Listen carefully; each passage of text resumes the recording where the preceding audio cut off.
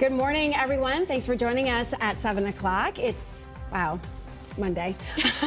I'm Tracey McCain. We're going to get through it here. I'm Caitlin Nuclo. You're watching Eyewitness News here on the Wax.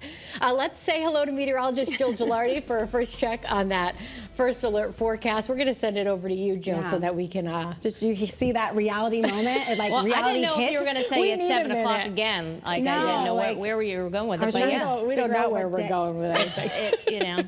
It's totally understandable. It's Monday. Feels like a Monday. It is Monday, and we're acting like it, feeling like it, and we want to give you the latest information. And what we're going to be tracking today is another very dry day. So there's elevated risk for wildfires, things like that. So just got to be very careful with anything that could create a spark, nonetheless. So very dry weather. It is cool in the mornings and warm in the afternoons. With this dry air in place, it cools down rapidly and it warms up rapidly as well. So a wide variety of temperatures this morning, as Scott was talking about. 38 in Tolland. Meanwhile, it's 46 in Waterbury. That obviously is probably an error with the sensor there in Chester. Highly unlikely at 61 degrees there. But nonetheless, as you have the kiddos getting ready for the bus stop, they'll need the jacket early on. They'll certainly not. They'll be like shifting out of, their attire into shorts and, T-shirts if they don't already have that on, because it's going to be a very warm afternoon. We're looking town by town, and the normal high should be in the low 60s. So yeah, we're blowing this out of the water. 79 Winstead, 82 in Windsor, 78 in Storrs, getting up to about 78 degrees in Plainfield as well. And with that wind coming up from the south, it'll be a little bit lower in the temperature department down towards the shoreline. 75 Madison, 77 in Naugatuck. So yeah, close to record high temperatures today. Very dry weather. So when could we maybe see our next chance of rain or a change in this temperature pattern? That answer coming up a little bit later. For now, let's get it over to Caitlin for an update on traffic. Good morning. Good morning, Jill. Good morning, everyone. 7:02. If you're heading out the door right now, majority of the state looking pretty typical. We are starting to see those normal delays build. You can see 84 eastbound Waterbury to Hartford, approaching that 40-minute ride, and then New Haven to the George Washington Bridge. We're dealing with just about an hour-and-a-half ride time there. 95 southbound. The Parkway also backing up. Heavier delays down through Fairfield County, which is again very, very normal. And then again, first alert here that I've been following for you all morning long in Rocky Hill. Route 99 is closed at Hillside Avenue. DOT is reporting that this is due to down utility pole and wires through the area, so just make sure that you're avoiding that. Let's take a live look outside here in Hartford. 91 north and southbound. Things are moving along here as they are along Route 9 in Middletown. We're not slowing down yet at the light, but that will change. Live look here in Waterbury, 84 east and westbound, and in Meriden, 691 east and westbound. Just a tad touch of fog depending on where you're traveling here this morning. Majority of the state, though, will see that bright sunshine. I'm Caitlin Francis with your Connecticut Chevy First Alert Traffic Report, driven by your Connecticut Chevy dealers. All right, breaking overnight, fire crews in Thompson say they are battling a brush fire. Fire teams from East Putnam Fire Department were called in to assist them and provided these images that you see here. There's no word on whether anyone was hurt, but of course we'll keep you updated. Also breaking overnight, we're working to learn how a brush fire started in Cedar Hill Cemetery in Hartford. Pinpoint News Tracker shows you where that is, right off of Maple Avenue before you hit the Berlin Turnpike. We're told the fire was burning deep into the woods, and crews from Wethersfield showed up to help as well. We're still working to learn what might have started it or if anyone was hurt. Well, happening today, early voting starting in just a few hours for a first here in Connecticut. Voters can now begin to cast their ballots over the next 2 weeks, and Governor Ned Lamont is going to vote today.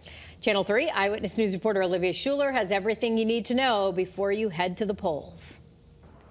Yes, starting at 10 o'clock this morning, that's when you can get out to vote at select early voting locations. Now, this was designed in part to increase voter turnout. Now, early voting was passed as a law last year. Our team spoke to Gregory Pickett. He volunteers at a local polling site in Rocky Hill every presidential election. Election day can be crowded and busy. He hopes that the state's early voting makes voting easier for people. In fact, turnout is projected to be better with early voting. The president of the Registrars of Voters Association of Connecticut is expecting 70 to 80% turnout. To prepare for this, the Registrars of Voters Association of Connecticut is increasing staffing at polls. So that we can eliminate the long lines at the polls, and even during early voting, there should be no long lines. Now, starting today, you can vote from 10 o'clock this morning until 6 o'clock at night. That all changes on October 29th. Those hours expand, so you can start voting at 8 o'clock in the morning. The ending will be at 8 p.m. at night. And just a heads up, if you are getting out to vote today, to be mindful that your early voting location may be different than where you would typically vote on Election Day. In Hartford, Olivia Schuler, Channel 3 Eyewitness News. Breaking news right now in Preston, where one person is seriously injured after a motorcycle crash in Preston. Yeah, police say it happened between the motorcycle and a car right along Route 2A. The victim was flown to the hospital by Lifestar. We're still working to learn more about their condition and the circumstances around that crash.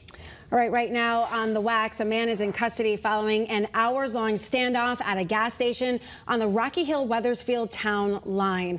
Police arrested Louis Rolone after he barricaded himself inside the Shell gas station right on the Silas Deane Highway. And look at the response here. Rocky Hill and Weathersfield police responding with the help from Enfield and Glastonbury police, as well as the SWAT team. Eyewitnesses told us Rolone locked himself in the gas station after an assault. I saw the guy punching the woman. He punched her, walked back to the room, then she's yelling. He walked around again and punched her again. It's crazy that because there's the SWAT team and the cops here, and I know he was hiding. Well, police have not released any details about that assault, but Rolone, we know, faces charges of second-degree assault and disorderly conduct. This morning, police in Hartford are searching for a driver following a deadly hit-and-run crash in the city. Early yesterday morning, officers responded to Albany Avenue, where a 27-year-old on a bicycle was hit by a car. That victim died at the hospital. The driver from the car drove away from the scene, and so Hartford police are now asking anyone with information to call them.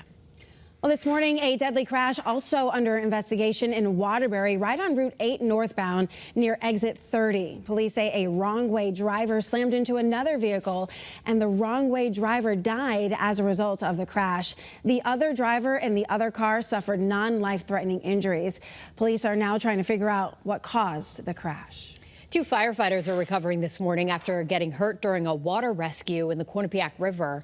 Fire officials say crews responded to a person jumping off the Grand Avenue Bridge, and the person floated for about a quarter mile before being rescued. The firefighters slipped on rocks. They will be okay.